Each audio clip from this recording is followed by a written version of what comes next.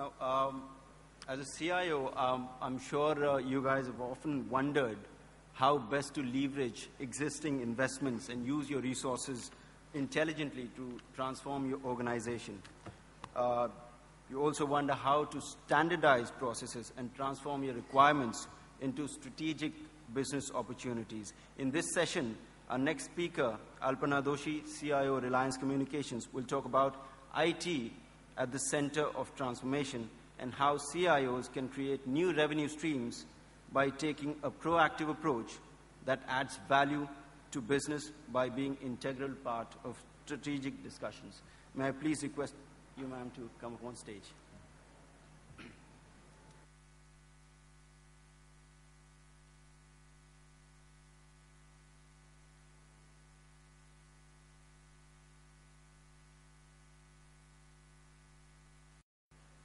Good morning, everyone, or rather good afternoon now. And I think we have had such good speakers coming in with exciting presentations on what really is happening in the industry and what more can happen.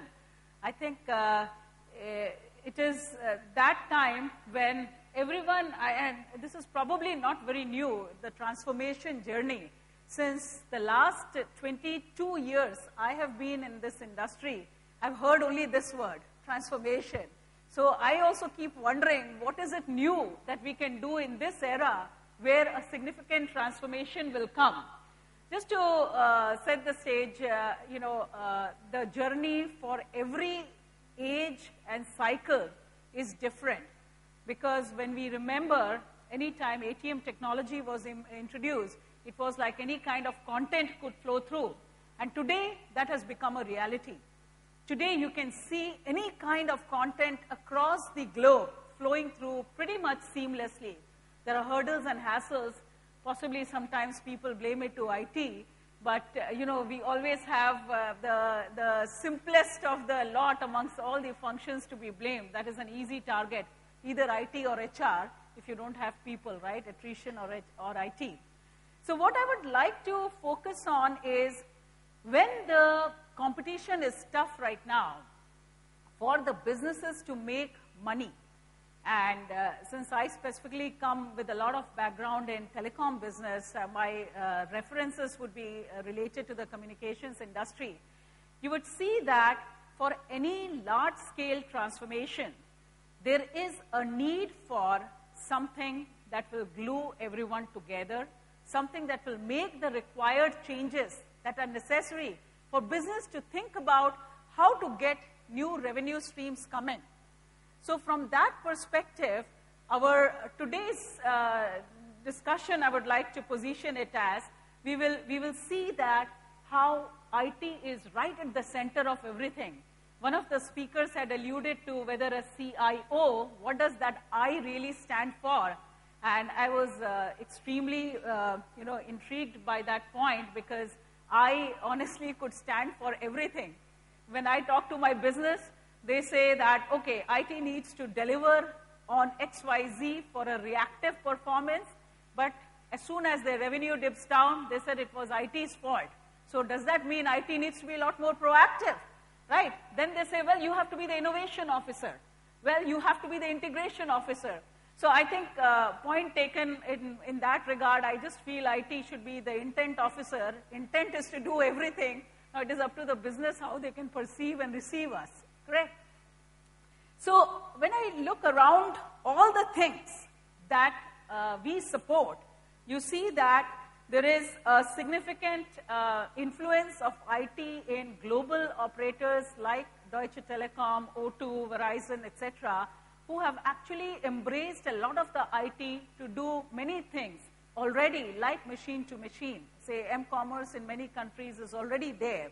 We are beginning to do that in India. You talk about a robust architecture framework. The same thing, you will see that many companies have already adopted that. When we talk about catalysts, like whether it is a Subex or a CVidya or a Clarity, any of these good vendors that we will also see, I'm sure, around the floor, they are trying to introduce new ways of doing some new business solution such that it can be a lot more appealing to the customers, which should be where our eye ought to be at. And certainly operational excellence.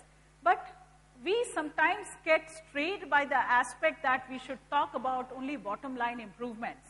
I think if the eye is kept on the top line, then the bottom line automatically will be taken care of. That's specific to the IT hygiene that we ought to be working. As a reference, I will just share with you how at Reliance, since we have a centralized IT team, there is a power industry sector, there is infrastructure, metro, railroads, etc., insurance, telecom, analytics, power, every other field has to be supported by the same business unit, which is the centralized IT. So when we look at it from that aspect, there is something which is called a common IT, things like analytics, things like audio conferencing, video conferencing, many of the settings that we use in a day-to-day environment. Those are the ones which are generally very common. And then we build to the vertical industries that we support overall. Now, when we see what's happening in the telecom strategies world, VAS, everyone has heard of. So the service delivery platform is one thing which every other telco would talk about. How can you have a robust SDP such that you can clearly do a plug-and-play environment? And when you can do a plug-and-play, it automatically gives you an option to connect various channel partners as part of that overall environment. And as a result of that, the entire revenue growth can be maximized and monitored using that particular SDP. Same way, we are also talking from a telecom environment of intelligent billing, which again can be enabled by many of the billing systems that we have in place right now. And one thing that I think that we ought to give a lot of focus to is the R&D that the telcos can do. Unless we think ahead of it, and that's always a catch, how much money can you get in order to invest in the R&D? And the problem I face is, well, today, let's talk about today. Let's not talk about what you need to support in the future. But are we shooting ourselves in the foot by not talking about the future? Which was the case actually 10 years back. People would invest in R&D as well. So there is a bit of a change from that aspect. Now, as we see again through the transformation journey, and everyone is very familiar with the growth of all these multiple devices and well overused words of smartphones, Androids, etc. But what is it that we ask here IT can do? And that's where it comes into the picture of whether you're talking about location-based services or you're talking about, say, mobile advertising and NFC services. You see that for connection, and everyone has their own opinions, I'm sure, of BYOD, right? How many of you think BYOD should be encouraged? I still see not the whole hall being, hands up, that kind of a thing. So there are constraints that still need to be solved for BYOD. There are certain aspects where how do we manage BYOD from a security angle in the corporate culture, for example. So those have got to be still solved. Now, when we talk about this proliferation of so many devices worldwide and users internationally coming to India, for instance, then how do we integrate? What is a mobile device management strategy? And do we think mobile device management is already matured? I don't think mobile device management is matured yet. So there is so much more to be done where we can, in fact, influence the adoption of these particular devices by the customers so that IT can actually, drive the revenue growth from that angle. When we also talk about, various diverse portfolio and the improvement of customer experience. From a customer experience, I think we find that, one of the biggest reasons of stress of people is what? Can anyone take a guess? It is when you have to depend on someone for completion of a delivery, right? You are right there in the accountability thing, but you have to depend on someone else. And that's where it's coming along more into the play of having self-enablement.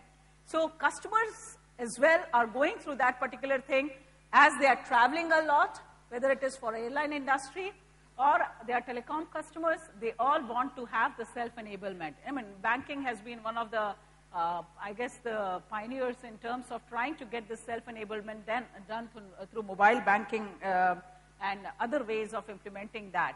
So the trend of this particular thing of device proliferation is significant, and in similar lines, when we talk about the cloud, right, and that's actually, I think while the hype has been there for a long enough time, it's still a little bit cloudy in terms of the overall adoption, correct?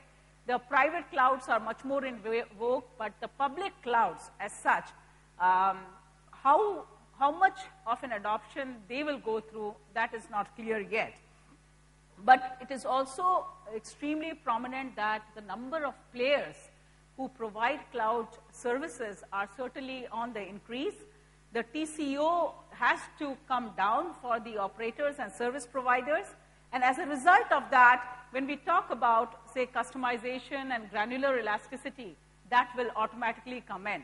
So in our environment, wherever we can have contracts such that they can be set up in a much more flexible manner, where the billing and pricing can be done in a lot more flexible manner using the cloud strategy, it would be a win-win for both the customers and us, because we are able to support it at a lot lower cost, though the management of that is yet to be proven, how much of that additional cost gets introduced as a result of implementing a cloud.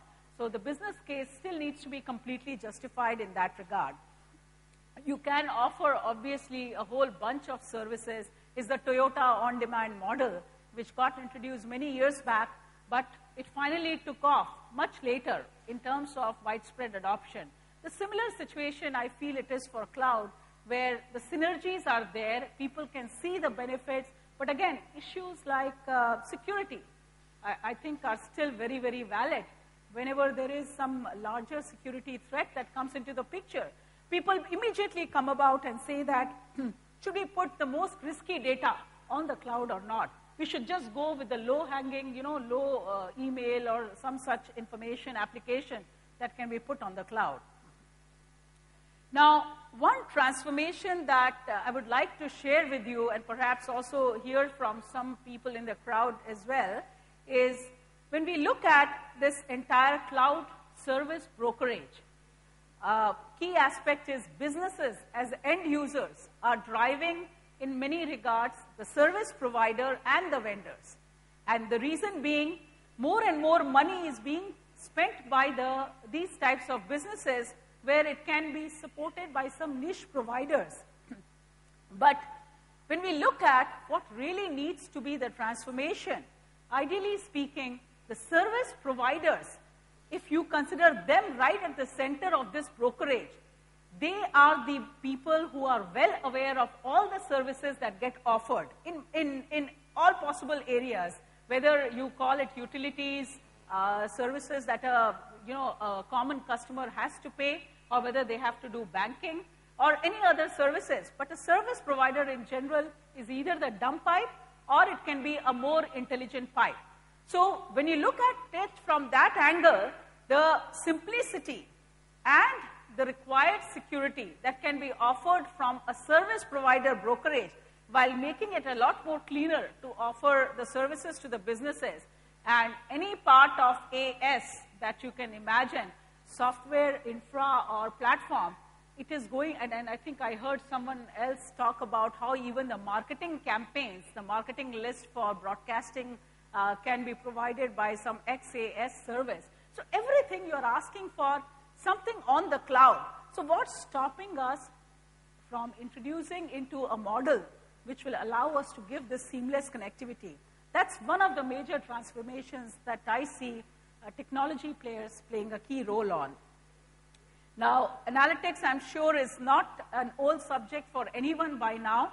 Analytics is being considered as one of the most significant drivers for any customer retention, any targeted campaigning that needs to happen, any amount of promotions that need to be generated.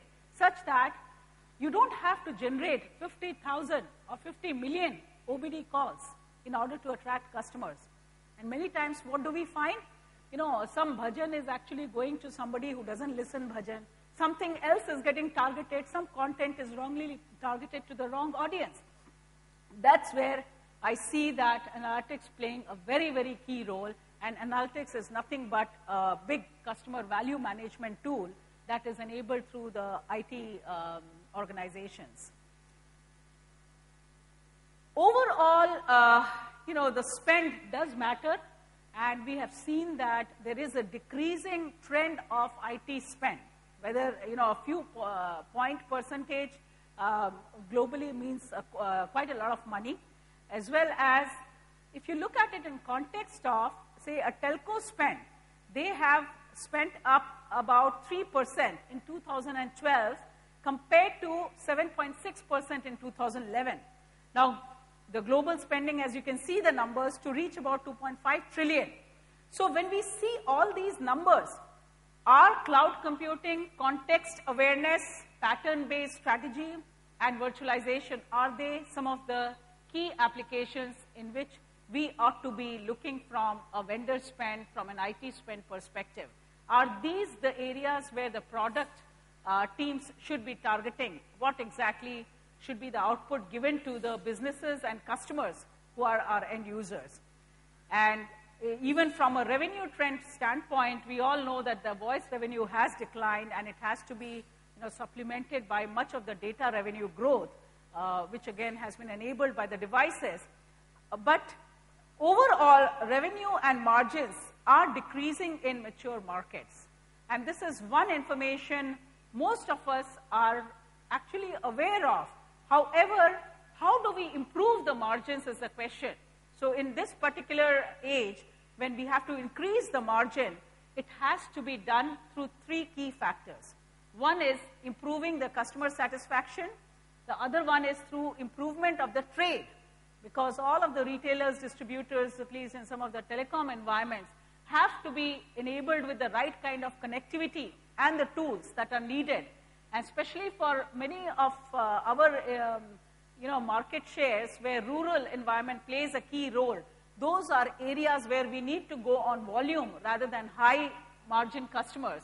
So those are the strategies that the IT teams need to define for our businesses.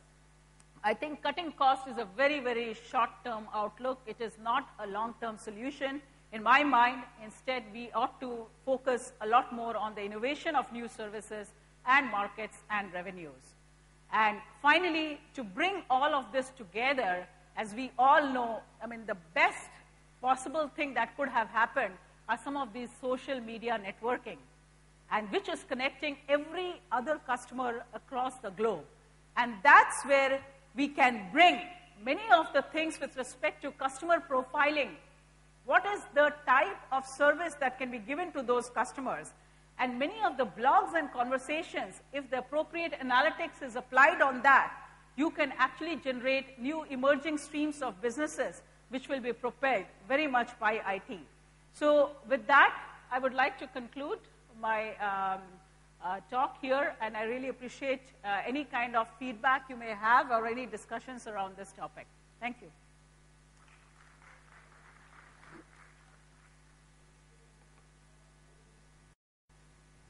Any questions for ma'am?